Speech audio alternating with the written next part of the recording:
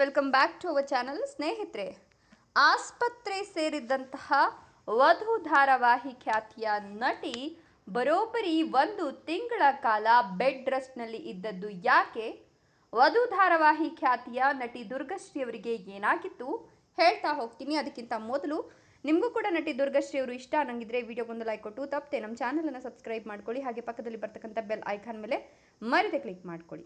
ಹೌದು, ನೇತ್ರಾವತಿ ಧಾರಾವಾಹಿಯ ಮೂಲಕ ಕಿರುತೆರೆಗೆ ಪ್ರವೇಶ ನೀಡಿದಂತಹ ನಟಿ ದುರ್ಗಶ್ರೀ ನಂತರ ಉದಯ ಟಿವಿಯಲ್ಲಿ ಬಹಳ ದಿನಗಳ ಕಾಲ ಧಾರಾವಾಹಿ ಹೆಸರುವಾಸಿಯಾಯಿತು. ತೆಲುಗು ಕಡೆ ಮುಖ ಮಾಡಿದಂತಹ ನಟಿ ಜಮಿನಿ ಟಿವಿಯಲ್ಲಿ ಅರ್ಧಾಂಗಿ, ಸ್ಟಾರ್ ಮಾ ವಾಹಿನಿಯಲ್ಲಿ ಮಧುರ ನಗರಿಯಲೋ, ಈ ಟಿವಿ ತೆಲುಗು ವಾಹಿನಿಯಲ್ಲಿ ಸಂಧ್ಯಾ ರಾಗಂ ಸೇರಿದಂತೆ ಕಲರ್ಸ್ ಕನ್ನಡ ವಾಹಿನಿಯಲ್ಲಿ ವಧು ಧಾರಾವಾಹಿಯ ಮೂಲಕ ಸಾಕಷ್ಟು ಜನಪ್ರಿಯತೆಯನ್ನು ಪಡ್ಕೊಂಡಿದ್ರು.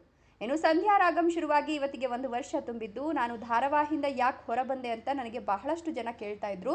ತುಂಬ ಚೆನ್ನಾಗಿ ನಟನೆ ಮಾಡ್ತಿದ್ರಿ, ಆದರೆ ಯಾಕೆ ಕ್ವಿಟ್ ಮಾಡಿದ್ರಿ ಅಂತ ಪ್ರಶ್ನೆ ಮಾಡ್ತಿದ್ದಾರೆ. ಅಷ್ಟಕ್ಕೂ ನೀವು ಯಾವುದೇ ರೀತಿಯ ಸ್ಪಷ್ಟನೆ ಕೂಡ ನೀಡಿಲ್ಲ ಅಂತ ಬಹಳ ಜನ ಕೂಡ ಕೇಳ್ತಾ ಇದ್ರು. ಬಟ್ ನಾನು ಮಾತನಾಡುವ ಪರಿಸ್ಥಿತಿಯಲ್ಲಿ ಇರಲಿಲ್ಲ, ಅದು ಯಾವುದಕ್ಕೂ ಉತ್ತರ ಕೊಡೋಕೆ ಆಗಲಿಲ್ಲ. ಸಂಧ್ಯಾ ರಾಗಂ ಬಹಳ ಅದ್ಭುತವಾದ ಟೀಮ್, ನನ್ನ ಕನಸಿನ ಪ್ರಾಜೆಕ್ಟ್ ಅದು. ಪ್ರೊಡಕ್ಷನ್ ಹೌಸ್ ಕೂಡ ಬಹಳ ಚೆನ್ನಾಗಿತ್ತು.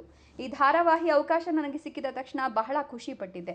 ನನ್ನ ಕನಸು ನನಸಾಗಿತ್ತು. ದುರಾದೃಷ್ಟವಶಾತ್ ನಾನು ಆ ಧಾರಾವಾಹಿ ಬಿಡಬೇಕಾಗಿ ಬಂತು. ನನ್ನ ಆರೋಗ್ಯ ಸಮಸ್ಯೆಯಿಂದ ಈ ನಿರ್ಧಾರ ತೆಗೆದುಕೊಳ್ಳುವ ಪರಿಸ್ಥಿತಿ ಬಂತು.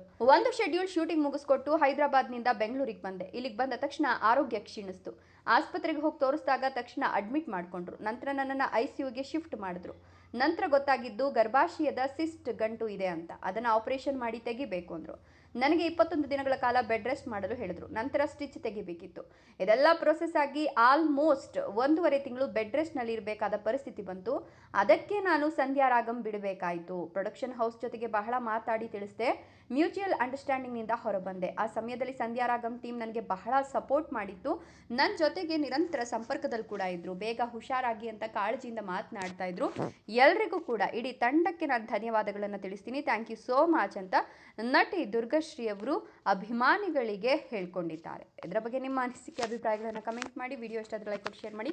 ತಪ್ಪದೆ ನಮ್ಮ ಚಾನಲನ್ನು ಸಬ್ಸ್ಕ್ರೈಬ್ ಮಾಡ್ಕೊಳ್ಳಿ. Thank you.